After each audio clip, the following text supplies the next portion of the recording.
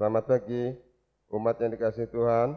Marilah memasuki kebaktian ini dengan penuh rasa syukur dan sukacita atas segala kebaikan Tuhan yang telah terjadi dalam kehidupan kita.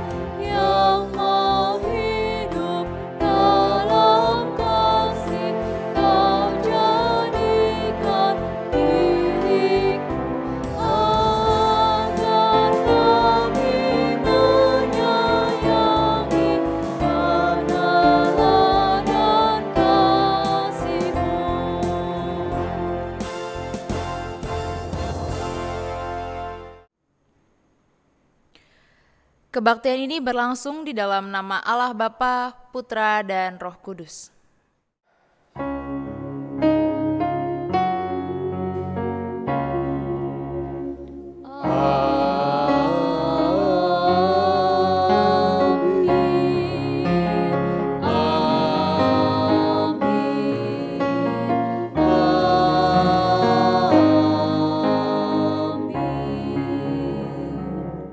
Damai Kristus besertamu.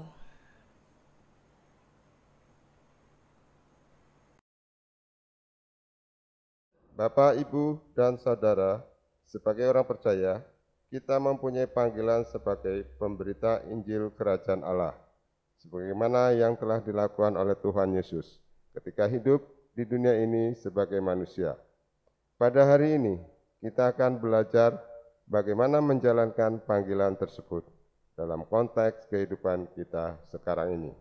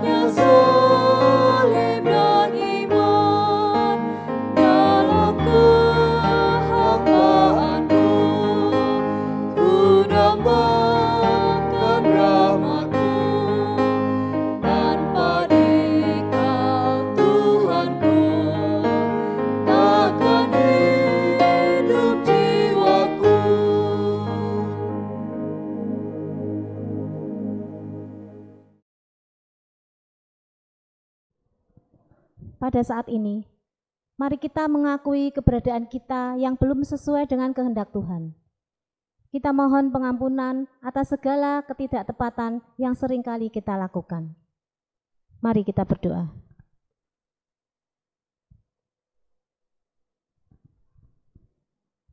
Bapa yang penuh kasih, pada kesempatan hari ini kami datang ke dalam kehadirat-Mu yang kudus dengan segala kerendahan hati.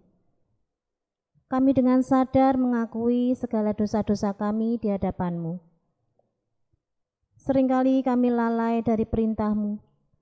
Kami lupa kalau kami harus menjalani panggilan-Mu untuk memberitakan Injil-Mu di dunia ini. Bahkan seringkali kami lebih mengikuti hawa nafsu duniawi. Karena itu ya Bapa, kiranya Engkau sudi mengampuni dosa dan kesalahan kami. Dalam nama Tuhan Yesus kami telah berdoa. Amin.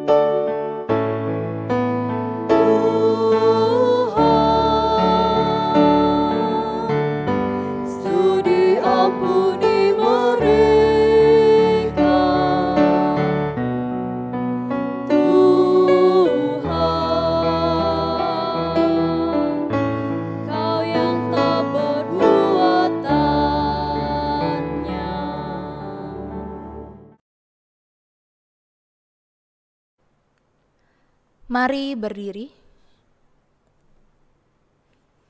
Bagi setiap orang yang dengan rendah hati mau mengakui dosa di hadapan Tuhan, maka terimalah berita anugerah pengampunan menurut Kolose 3 ayat 12 sampai 13. Demikian. Karena itu sebagai orang-orang pilihan Allah yang dikuduskan dan dikasihinya, kenakanlah belas kasihan, kemurahan, kerendahan hati, kelemah lembutan dan kesabaran. Sabarlah kamu seorang terhadap yang lain, dan ampunilah seorang akan yang lain apabila yang seorang menaruh dendam terhadap yang lain, sama seperti Tuhan telah mengampuni kamu. Kamu perbuat jugalah demikian. Demikianlah berita anugerah dari Tuhan.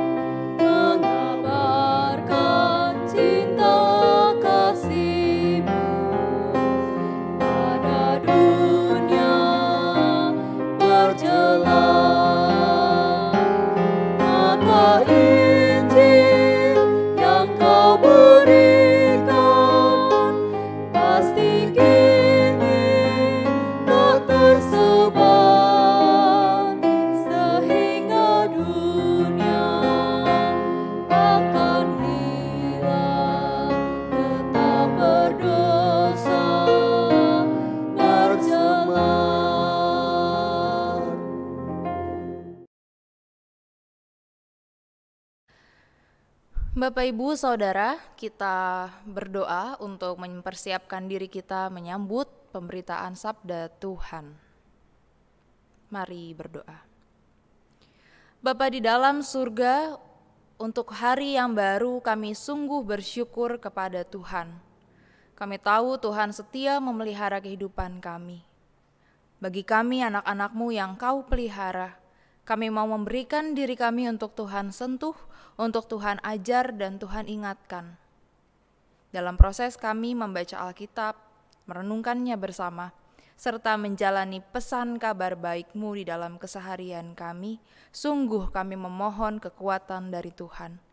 Kiranya Tuhan menolong kami. Amin.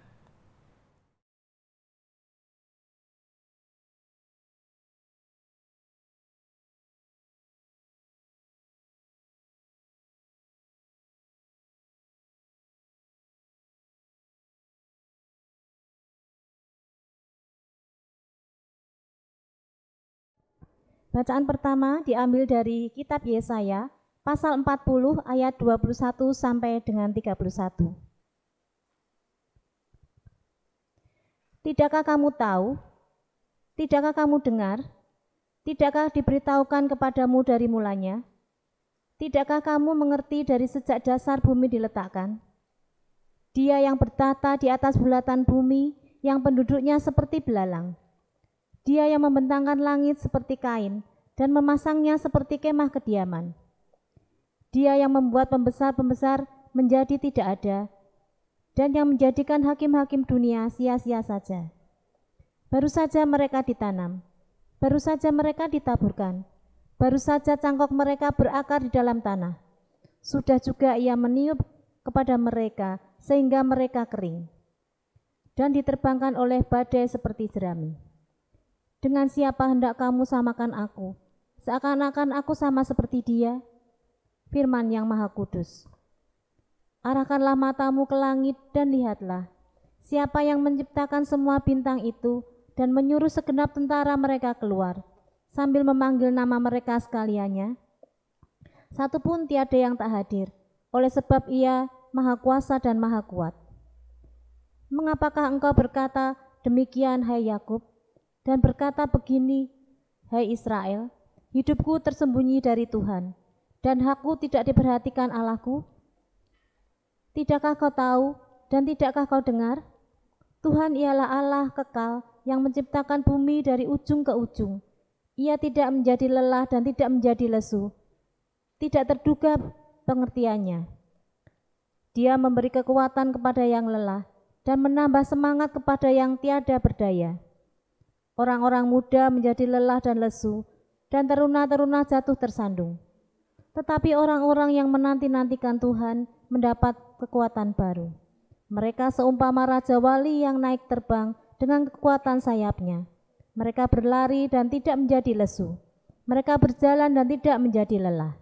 Demikianlah sabda Tuhan.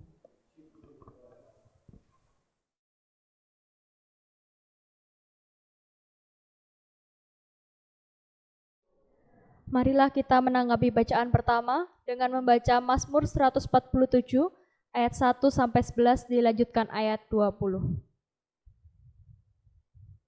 Haleluya, sungguh bermazmur bagi Allah kita itu baik, bahkan indah dan layaklah memuji-muji itu.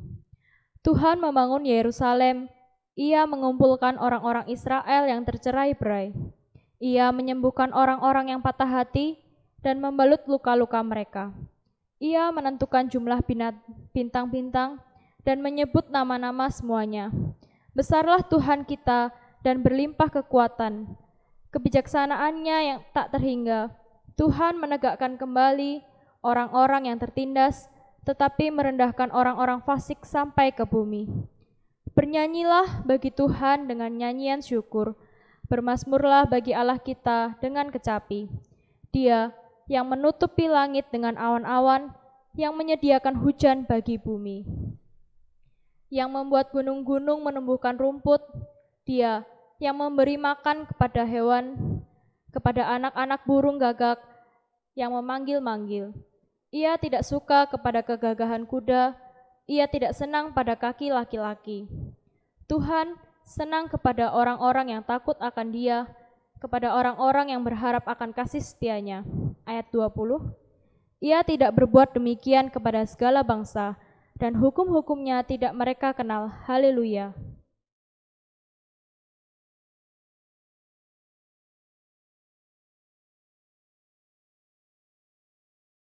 Bacaan kedua diambil dari 1 Korintus 9 ayat 16 sampai 23. Karena jika aku memberitakan Injil, aku tidak mempunyai alasan untuk memegahkan diri. Sebab itu adalah keharusan bagiku. Celakalah aku jika aku tidak memberitakan Injil. Kalau andai kata aku melakukannya menurut kehendakku sendiri, memang aku berhak menerima upah. Tetapi karena aku melakukannya bukan menurut kehendakku sendiri, pemberitaan itu adalah tugas penyelenggaraan yang ditanggungkan kepadaku. Kalau demikian, apakah upahku? Upahku ialah ini, bahwa aku boleh memberitakan Injil tanpa upah, dan bahwa aku tidak mempergunakan hakku sebagai pemberita Injil. Sungguh pun aku bebas terhadap semua orang, aku menjadikan diriku hamba dari semua orang, supaya aku boleh memenangkan sebanyak mungkin orang. Demikianlah bagi orang Yahudi, aku menjadi seperti orang Yahudi, supaya aku memenangkan orang-orang Yahudi. Bagi orang-orang yang hidup di bawah hukum Taurat, aku menjadi seperti orang yang hidup di bawah hukum Taurat, sekalipun aku sendiri tidak hidup di bawah hukum Taurat, supaya aku dapat memenangkan mereka yang hidup di bawah hukum Taurat.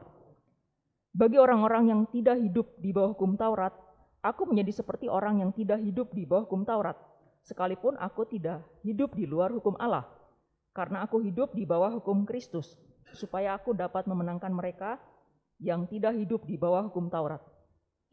Bagi orang-orang yang lemah, aku menjadi seperti orang yang lemah, supaya aku dapat menyelamatkan mereka yang lemah. Bagi semua orang, aku telah menjadi segala-galanya, supaya aku sedapat mungkin memenangkan beberapa orang dari antara mereka. Segala sesuatu ini aku lakukan karena Injil, supaya aku mendapat bagian dalamnya. Demikianlah sabda Tuhan.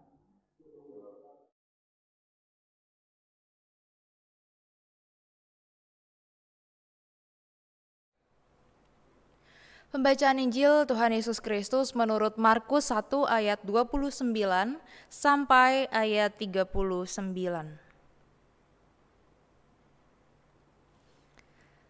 Dengan judul, Yesus menyembuhkan ibu mertua Petrus dan orang-orang lain. Sekeluarnya dari rumah ibadat itu, Yesus dengan Yakobus dan Yohanes pergi ke rumah Simon dan Andreas. Ibu mertua Simon terbaring karena sakit demam. Mereka segera memberitahukan keadaannya kepada Yesus. Ia pergi ke tempat perempuan itu dan sambil memegang tangannya, ia membangunkan dia, lalu lenyaplah demamnya. Kemudian perempuan itu melayani mereka. Menjelang malam, sesudah matahari terbenam, dibawalah kepada Yesus semua orang yang menderita sakit dan yang kerasukan setan.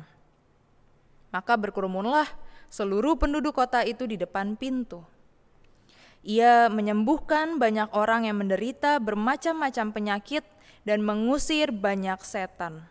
Ia tidak memperbolehkan setan-setan itu berbicara sebab mereka mengenal Dia. Pagi-pagi benar, waktu hari masih gelap, ia bangun dan pergi keluar. Ia pergi ke tempat yang sunyi dan berdoa di sana. Tetapi Simon dan kawan-kawannya menyusul dia. Waktu menemukan dia, mereka berkata, "Semua orang mencari engkau." Jawabnya, "Marilah kita pergi ke tempat lain, ke kota-kota yang berdekatan, supaya di sana juga aku memberitakan Injil, karena untuk itu aku telah datang." Lalu pergilah ia ke seluruh Galilea dan memberitakan Injil dalam rumah-rumah ibadat mereka dan mengusir setan-setan. Demikianlah pembacaan Injil Tuhan Yesus Kristus. Berbahagialah setiap kita yang mendengar dan setia untuk memelihara di dalam keseharian kita. Haleluya. Haleluya, haleluya,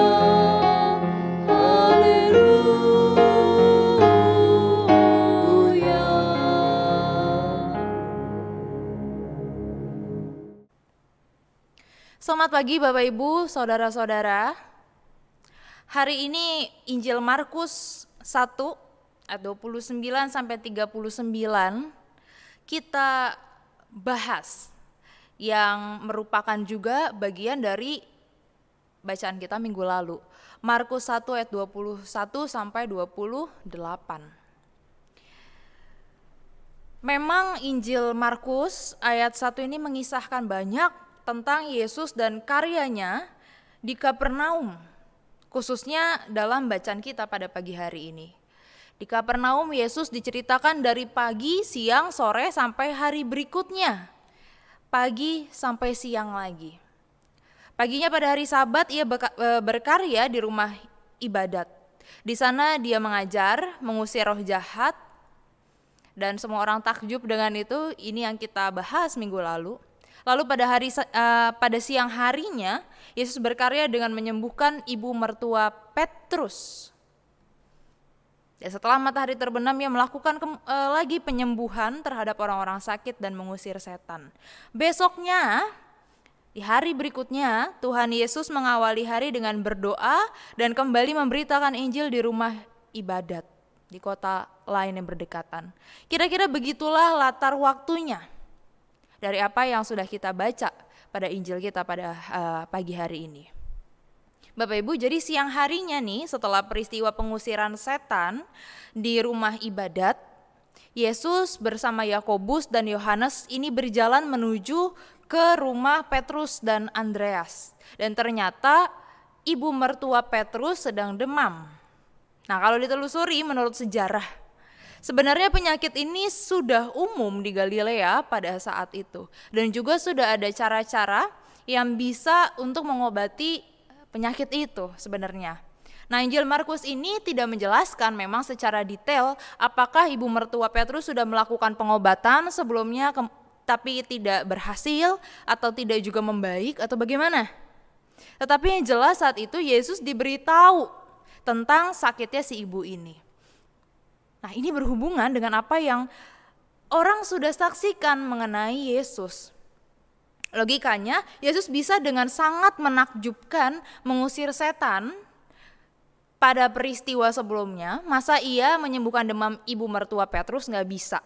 Ya pasti bisa lah, kan gitu. Dan ini bukti bahwa orang sudah percaya dengan kemampuan Yesus dalam menyembuhkan. Dan ternyata Tuhan Yesus pun juga mau datang ke rumah Petrus pada saat itu. Nah, Bapak Ibu, yang perlu kita pahami bahwa kepergian Yesus ke tempat Petrus bukan hanya karena Petrus adalah murid lingkar satu dari Tuhan Yesus, tetapi tujuannya tetap pada pemberitaan tentang kerajaan Allah dan penyataan diri Yesus sebagai anak Allah. Nah, yang menarik, Yesus menyembuhkan ibu mertua Petrus ini dengan cara menyentuh. Tadi kalau kita perhatikan bacaan Injil kita, Tuhan Yesus ini memegang tangan perempuan itu dan membangunkannya. Dan ini gerakan yang punya makna, Bapak Ibu. Ini bukan hanya sekadar tentang membangunkan orang dari posisi rebahan, kemudian duduk gitu. Tapi dalam arti yang lebih dalam, kata membangunkan ini menunjuk pada sebuah keberadaan yang baru. Ibu mertua Petrus ditolong, dia dibangkitkan, dia dibangunkan untuk dapat melihat dengan cara pandang yang baru. Makanya dikisahkan bahwa daya baru yang diperoleh ibu mertua Petrus kemudian membuat ibu itu bisa langsung bertindak. Jadi setelah ia dipulihkan, ibu mertua Petrus ini langsung melayani tamu di rumahnya. Nah, inilah respons ibu mertua Petrus terhadap pemulihan yang sudah dia terima. Dalam tradisi Yahudi, makan malam itu diutamakan, Bapak Ibu. Ini momen penting. Makanya kalau ibu mertua Petrus melakukan hal itu, menyambut Yesus dan rombongan untuk makan bersama, berarti Yesus dan murid-murid pada saat itu bukan hanya dianggap sebagai tamu, tetapi dianggap sebagai keluarga. Menerima orang lain sebagai keluarga ini dalam hal ini sangat berarti. Hal ini menggambarkan bahwa apa yang Yesus perbuat dalam peristiwa menyembuhkan ibu mertua Petrus ini menyentuh hati si ibu. Ada kepercayaan yang mendalam yang dialami oleh ibu mertua Petrus. Makanya keluarga Petrus tidak hanya menganggap Yesus sebagai orang yang harus dihormati dan layak menerima ucapan terima kasih, tetapi lebih dari itu, dianggap sebagai keluarga. Bapak Ibu, ternyata tidak berhenti di rumah Petrus. Pekerjaan Tuhan Yesus dilanjutkan pada malam harinya. Kita tahu bahwa menurut hukum Yahudi kuno, melakukan pekerjaan pada malam hari itu tidak dibenarkan. Melakukan pekerjaan pada hari Sabat itu tidak dibenarkan. Kenapa? Karena setiap orang pada malam hari ini dianjurkan untuk mendalami hukum Taurat. Jadi mereka melepas pekerjaan sehari-harinya, kemudian mereka diminta untuk mendalami hukum Taurat pada malam hari. Namun ketika Injil Markus mencatat bahwa Yesus menyembuhkan orang pada malam hari, bahkan pada hari Sabat, Markus menunjukkan bahwa tindakan Yesus seolah justru bertentangan dengan hukum Taurat. Sekalipun nampak bertentangan, tapi sebenarnya enggak gitu. Injil Markus ingin menunjukkan bahwa penyembuhan yang dilakukan Tuhan Yesus terjadi dalam rangka pendalaman sabda sebenarnya bagi banyak orang. Artinya gini, Tuhan Yesus bukan mau melawan kekudusan hari Sabat atau melawan Taurat, tapi justru mau membuat hukum itu menjadi hidup. Dia mau menunjukkan bahwa hukum Taurat harusnya tidak menjadi hukum yang mati, tetapi menjadi hukum yang real, yang kontekstual, hukum yang membumi, yang harus dihidupi agar berdampak baik. Dan dari semua ini kita bisa melihat sebuah benang merah, bahwa secara utuh Tuhan Yesus tidak memisahkan antara perkataan dan perbuatan. Tidak memisahkan antara yang duniawi dan yang sorgawi. Artinya gini, dalam pelayanan Yesus, dia mengajar dan menyembuhkan. Dia berkata-kata di dalam pengajarannya, dan dia berbuat dia menyentuh orang ketika dia menyembuhkan, ketika dia mengusir roh jahat, dia berbuat dalam ranah itu. Dan dalam pengajarannya, dia juga bicara tentang yang sorgawi. Tuhan Yesus selalu bicara tentang nilai-nilai kerajaan surga. Tapi Tuhan Yesus tidak memisahkan keduanya. Justru dia menghidupi yang surgawi itu di dalam dunia saat ini. Dunia di mana ada manusia di situ. Secara teologis, Bapak Ibu, saya juga cukup risih dengan pengotak-otakan antara yang sorgawi dan yang duniawi. Seolah-olah kalau kita mengerjakan sesuatu yang sorgawi, itu udah cukup. Ya, saat teduh, baca Alkitab, baca renungan, pasang lagu rohani, dan lain-lain, itu seolah udah cukup. Tanpa kita mau keluar untuk memberikan diri untuk sesuatu yang ada di sekeliling kita. Padahal kalau kita lihat Yesus dalam ayat 35, bacaan Injil kita hari ini, apa yang ia lakukan? Pagi-pagi benar waktu hari masih gelap, ia bangun dan pergi keluar, ia pergi ke tempat yang sunyi dan berdoa di sana. Dan ini dilanjutkan oleh ayat 38, jawabnya, marilah kita pergi ke tempat lain, ke kota-kota yang berdekatan, supaya di sana juga aku memberitakan Injil. Karena itulah aku telah datang. Setelah berdoa, ia pergi ke realitas dunia. Ini gak dipisah sama Tuhan Yesus. Duniawi dan sorgawi menjadi satu.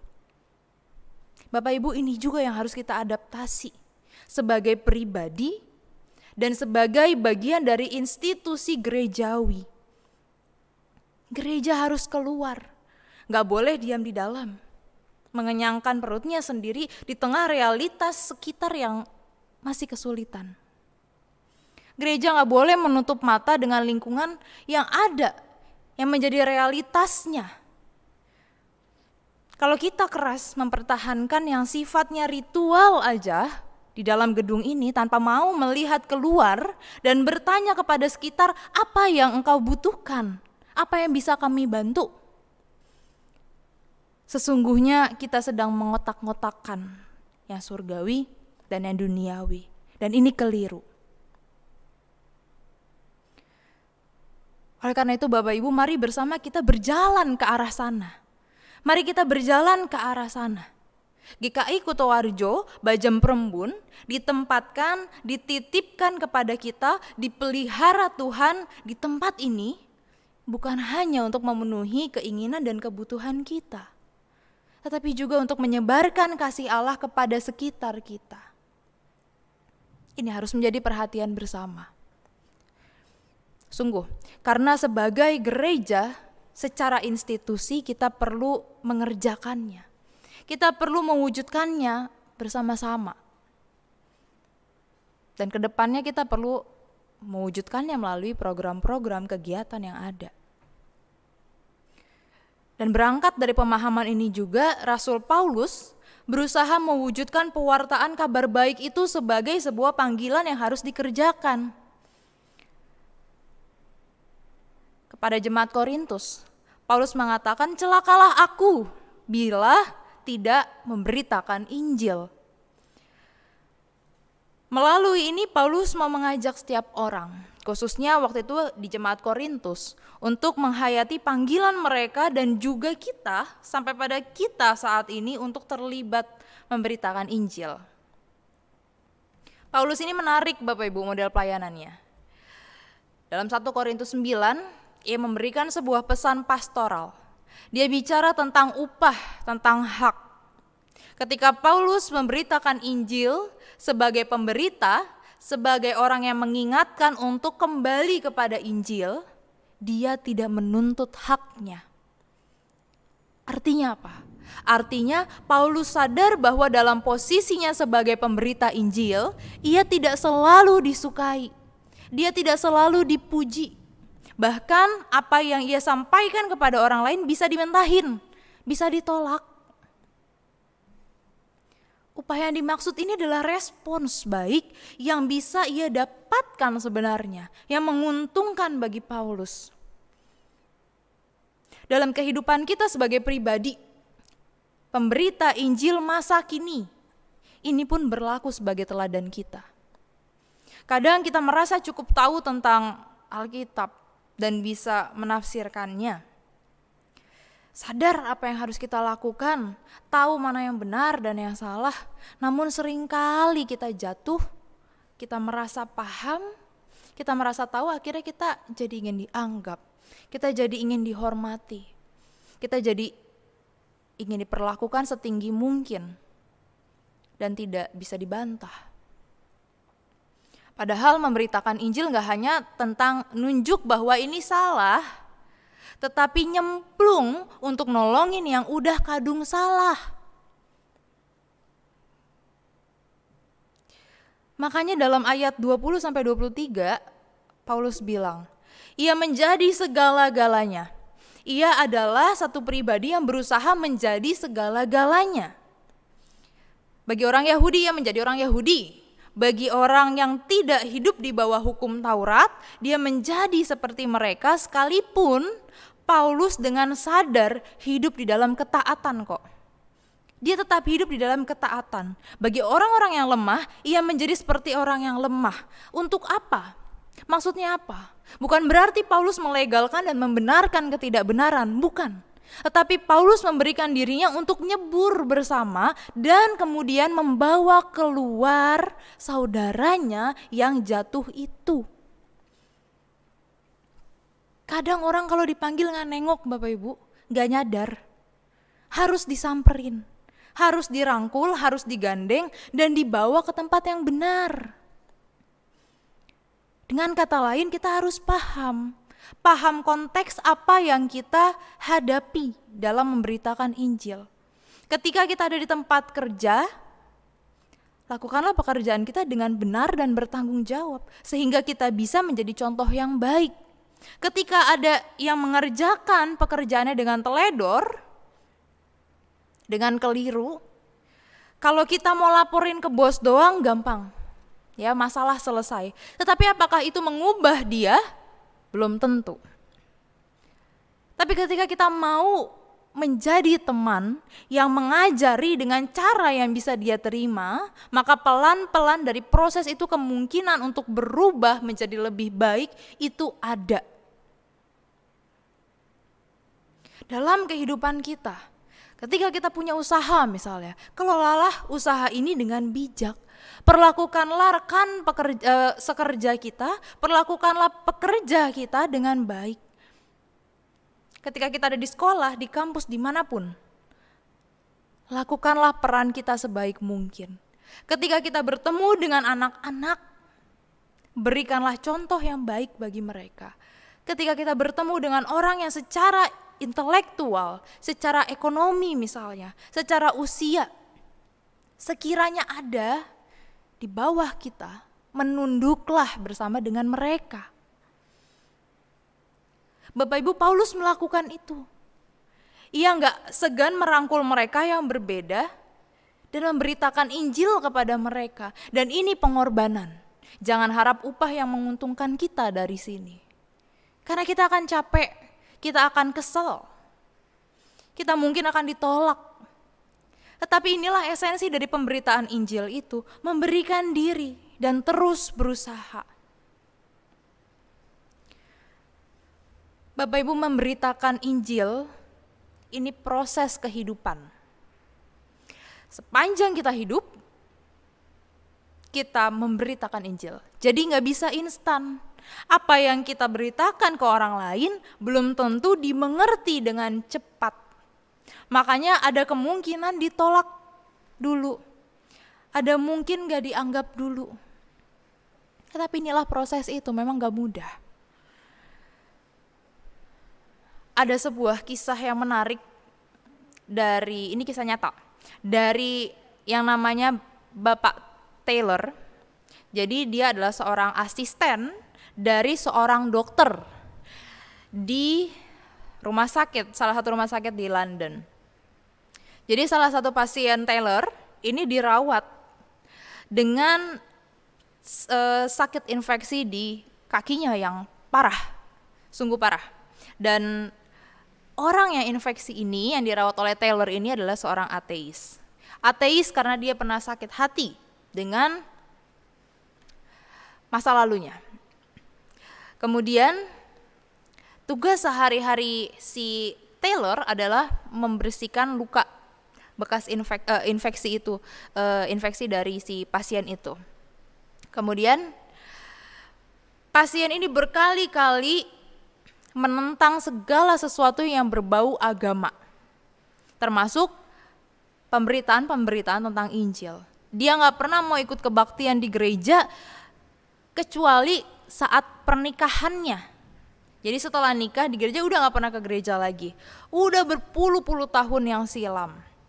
Ketika ada banyak orang dari gereja datang untuk membacakan Alkitab kepada dia, untuk mendoakan dia yang sedang sakit, mereka diusir. Mereka disuruh keluar. Bahkan bukan dengan cara yang baik, dengan cara yang kasar. Karena dia sungguh betul-betul tidak suka mendengar berita-berita baik, berita Injil yang disampaikan oleh sekitarnya. Akhirnya Taylor sebagai perawat yang setiap hari berhubungan dengan si pasien ini, dia prihatin melihat kondisi si pasien ini. Kemudian dia merasa harus berperan. Akhirnya ketika dia melakukan tugasnya untuk membersihkan luka, setiap saat dia ngajak si pasien ini ngomong, bercanda. Dia membangun relasi sebagai seorang sahabat dari si pasien ini. Kemudian pasien ini semakin hari semakin terbuka sama Taylor. Akhirnya Taylor merasa, oke, saatnya saya memberitakan Injil karena kayaknya nih orang udah terbuka sama saya. Akhirnya satu waktu dia katakanlah kepada pasien ini tentang Injil Kristus. Dan apa yang Taylor dapat, ternyata orang ini melengos. Dia tidak mau dengar apa yang Taylor sampaikan. Tentu Taylor kecewa. Dia merasa selama ini saya sudah berbuat untuk orang ini, tapi kenapa belum ada hasilnya? Saya sudah melakukan berbagai cara yang saya bisa, tetapi belum ada hasilnya. Sampai suatu hari,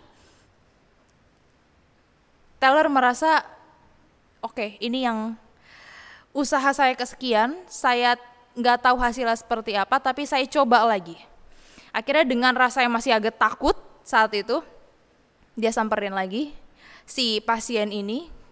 Kemudian dia bilang, bolehkah sahabatku, aku mau berdoa untukmu, katanya.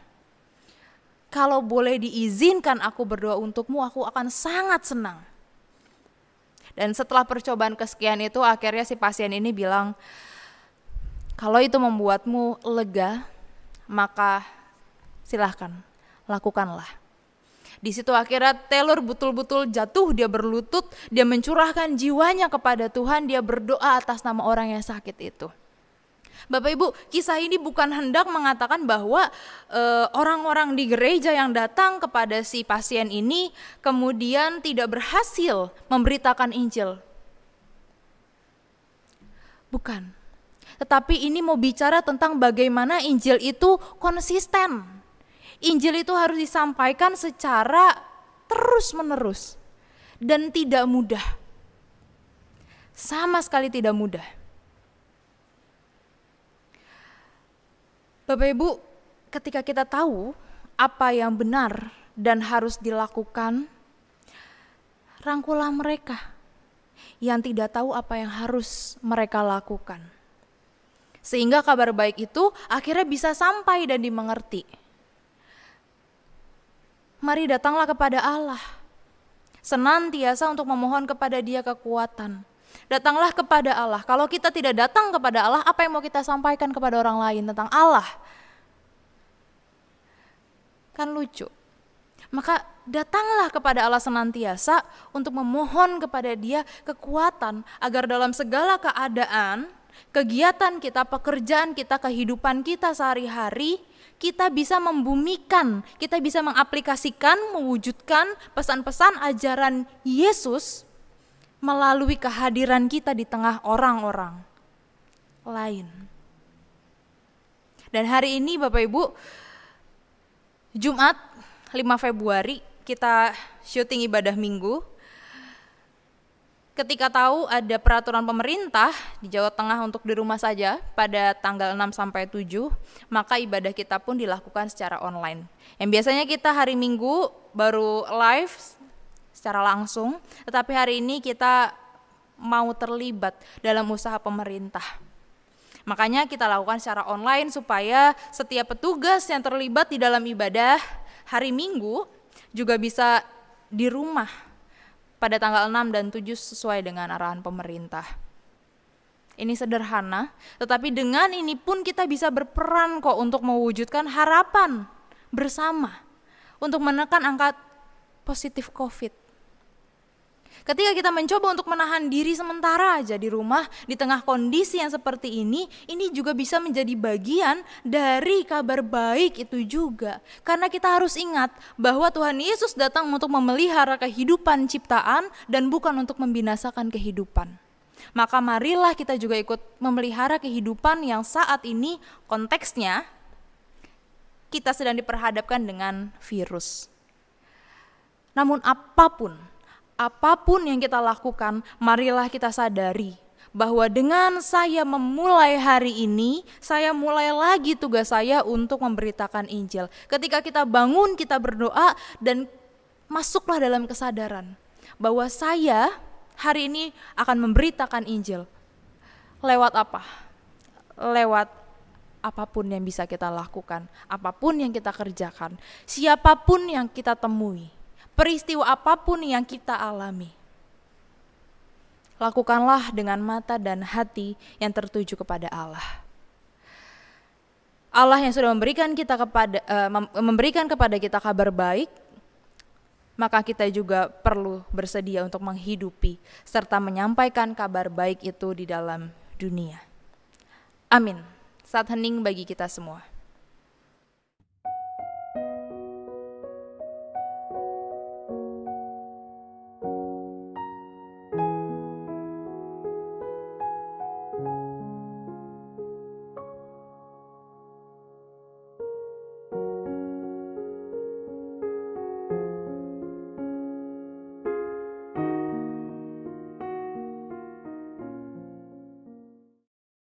Marilah menyatakan iman percaya kita dengan mengucapkan pengakuan iman rasuli yang demikian. Aku percaya kepada Allah, Bapa yang Maha Kuasa, Khalik langit dan bumi, dan kepada Yesus Kristus, Anaknya yang tunggal Tuhan kita, yang dikandung dari Roh Kudus, lahir dari anak darah Maria, yang menderita sengsara, di bawah pemerintahan Pontius Pilatus, disalibkan, mati dan dikuburkan, turun ke dalam kerajaan maut. Pada hari yang ketiga, bangkit pula dari antara orang mati, naik ke surga, duduk di sebelah kanan Allah, Bapa yang Maha Kuasa, dan dari sana ia akan datang untuk menghakimi orang yang hidup dan yang mati. Aku percaya kepada Roh Kudus, gereja yang kudus dan am, persekutuan orang kudus, pengampunan dosa, kebangkitan orang mati, dan hidup yang kekal. Amin. Bapak Ibu, mari kita masuk di dalam doa syafaat. Tuhan yang Maha Hadir, yang Maha Baik, yang Maha Kuasa, kembali kami membawa isi hati kami di dalam doa syafaat di hadapan Tuhan. Kami berdoa bagi Injil yang sudah kami pegang secara fisik di dalam Alkitab dan pesan-pesan yang sudah kami renungkan bersama tentang kabar baik yang Engkau beritakan kepada manusia. Bapa, kami rindu untuk menjadi bagian dalam pekerjaan dan misi Tuhan dalam menyebarkan Injil dalam dunia ini. Namun seringkali kami di dalam keseharian mengutamakan ego dan kepentingan kami yang berlebihan, sehingga Injil Tuhan tertutup dengan perlakuan kami yang keliru. Tuhan, di dalam syafaat ini kami memohon hikmat dari-Mu bagi kami secara pribadi untuk dapat konsisten berusaha, dapat secara konsisten berkorban dalam mewujudkan pesan Injil yang Kau sampaikan, agar kami teruskan kepada sesama kami. Berilah kami hati yang teguh untuk menerima penolakan, karena di dalamnya kami tidak boleh patah, namun dapat terus kuat agar melalui kehidupan ini, Injil-Mu dapat dirasakan banyak orang. Kami berdoa bagi kami sebagai bagian dari GKI Kutoarjo dan Bajem Perembun. Dalam setiap program dan upaya pelaksanaannya, biarlah kami selalu Tuhan ingatkan untuk memperhatikan saudara-saudara kami, bahkan mereka yang asing. Berikanlah kami kemampuan untuk berbagi dan saling memberi perhatian. Kami sadar kabar baik Tuhan harus kami teruskan. Oleh karenanya kami memohon hikmat Tuhan di dalam memahami dan mewujudkannya. Tuhan, berikanlah kami kesatuan hati untuk bersama-sama dapat berjalan di dalam misi Tuhan bagi sekitar kami. Kami berdoa bagi mereka yang sakit, kiranya melalui tangan keluarga, saudara yang merawat, pemulihan dari Tuhan dapat dirasakan. Kami berdoa bagi negara kami yang masih berperang melawan virus. Berikanlah kemampuan kepada pemerintah kami untuk terus melakukan upaya-upaya yang baik, yang dapat membawa kami keluar dari pandemi ini. Tuhan, inilah doa kami, yang kami naikkan di dalam nama Tuhan Yesus Kristus, yang mengajar kami berdoa. Bapa kami yang di surga, dikuduskanlah nama-Mu, datanglah kerajaan-Mu, jadilah kehendak-Mu di bumi seperti di surga. Berikanlah kami pada hari ini makanan kami yang secukupnya, dan ampunilah kami akan kesalahan kami, seperti kami juga mengampuni orang bersalah kepada kami. Dan janganlah membawa kami dalam pencobaan, tapi lepaskanlah kami daripada yang jahat, karena Engkau-lah yang punya kerajaan, dan kuasa, dan kemuliaan sampai selama-lamanya. Amin. Marilah kita menyatakan syukur kita pada Tuhan dengan mengingat firman-Nya di dalam 2 Korintus 8 ayat 12. Sebab jika kamu rela untuk memberi, maka pemberianmu akan diterima. Kalau pemberianmu itu berdasarkan apa yang ada padamu, bukan berdasarkan apa yang tidak ada padamu.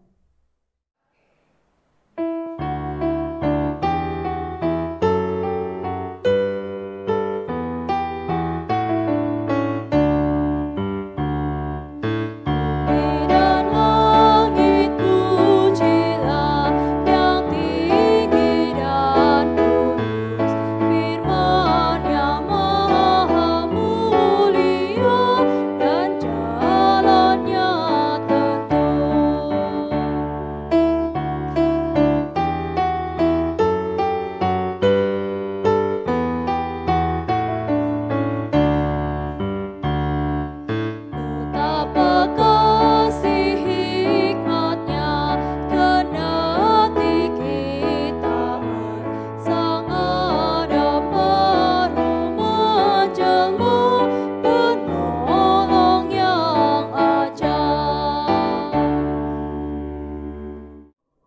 Mari kita berdoa. Bapa, kami bersyukur atas penyertaan dan pemeliharaan Bapa dalam hidup kami. Juga berkat-berkat yang masih bisa kami nikmati, terlebih di tengah kondisi saat ini. Dan sebagai ucapan syukur kami mempersembahkan sebagian berkat yang telah kami terima, dan biarlah melalui persembahan ini dapat berguna dan menjadikan gereja-Mu sebagai saluran berkat. Di dalam nama Tuhan Yesus, kami panjatkan doa syukur kami. Amin.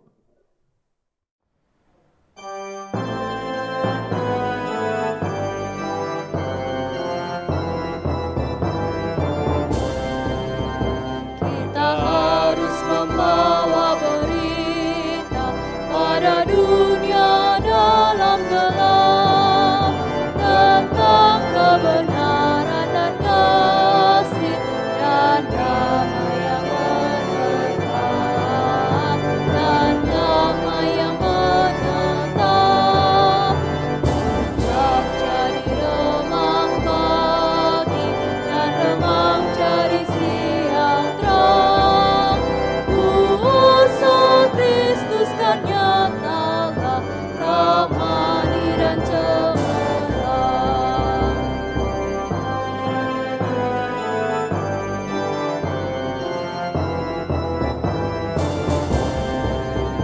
Kita harus bersaksi di dunia tentang kuasa darah kudus.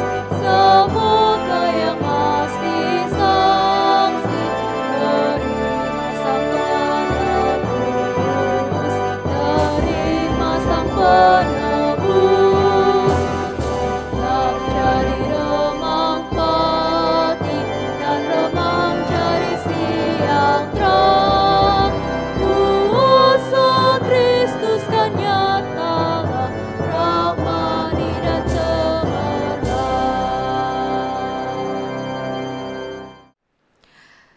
Marilah kita mengarahkan hati kita kepada Tuhan.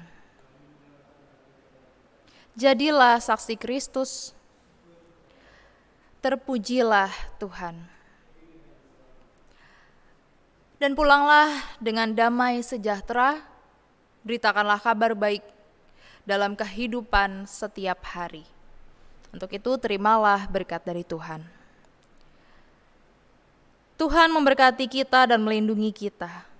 Tuhan menyinari kita dengan wajah-Nya dan memberi kita kasih karunia. Tuhan menghadapkan wajah-Nya kepada kita dan memberi kita damai sejahtera. Haleluya. Amin.